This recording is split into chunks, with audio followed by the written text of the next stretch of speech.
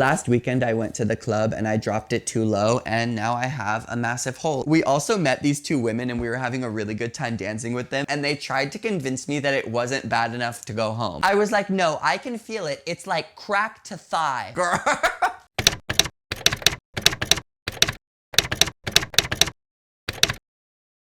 Hello. If you're new here, my name is Ian. You may have seen me on Instagram, TikTok, or Facebook. Today we are packing for my best friend's bachelorette trip. I'm going to do my best to share a little bit of hope, a little bit of passion, and a little bit of community. We're going to San Diego, which should be super fun. There's a bunch of themed activities that we're doing. I've been feeling pretty burnt out and pretty stretched thin because I commit to way more than I should. I'm also really bad at saying no to people, and there's a lot of people in this world that I really love, which is a good problem to have. But with that being said, I am overwhelmed. I've been telling myself for like 4 years that once I'm in a comfortable spot financially, I'm gonna take a week off of work, and you know what has never happened?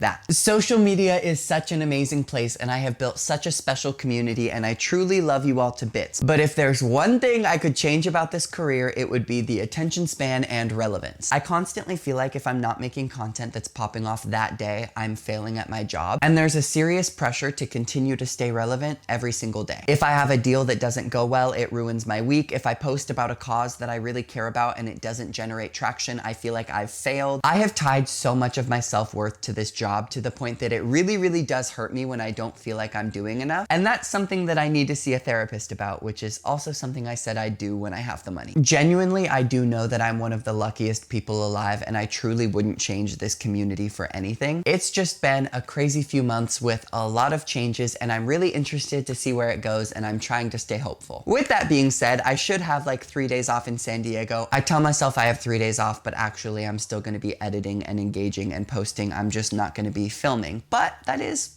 half a break, I guess. One of the nights we're going out to a club and we're all supposed to wear blue, and then the bride is gonna wear white. I got this blue crop top, which looks a lot better on, I promise. It looks really boring, but it's like skin tight, it's cute. I'm pairing it with my sparkle pants. I hope you can see that they're sparkly. I can't really see the screen that well. We also are doing an RIP to her last name activity, so I have this super basic rib tank that I'm gonna wear with this cover up, and then I'm gonna have black swim trunks on the bottom because we're all supposed to be wearing black. I have a lot of shit in here. Something else that I really want to show you, but I'm gonna blur out for privacy reasons. We're supposed to bring a pair of underwear that we think represents our personality, so I got her a pair of underwear that has her fiance's face all over it.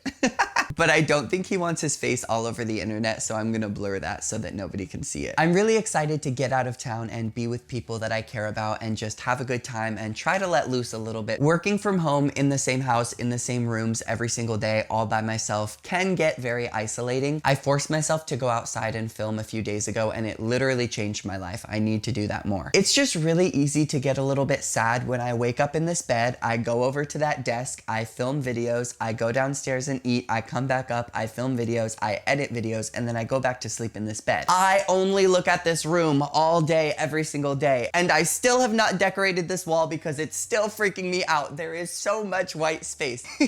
I need to get better at integrating myself and leaving the house for work more, which is actually partially why I made this series, Being a Villager, because I want to force myself to get out there and do things for my community and in my community and with the people that I love. Obviously, things like The Bachelorette, I'm just gonna talk about. I'm not gonna vlog the whole experience because number one, that would make the whole trip feel like it was work for me, but also I don't have permission from all of those people to be posting them all over the place. And I don't really know some of them, so maybe that's for the better. Also, to switch topics again, I'm sorry if you already saw this on the Thursday Boost. I just thought it was really important and worth noting. Truth Social's parent company is called Trump Media, which is disgusting, and they reported over $700 million in losses last year, and they only reported $3 million in revenue. A couple of years ago, investors were expecting them to make $4 billion this year, and they didn't even make $4 million last year, so I don't really think that's gonna happen. Their stock also just hit an all-time low of $8.73 when it used to be $79 in 2024. So basically, since he got elected, it's only gone downhill. On top of that, and now you might be seeing why I think it's so important to talk about these things, OpenAI is failing. The data is showing that they might burn through all of their money by next year, and over $1 trillion have been poured into shoving this down our throats, and they're still only making $25 billion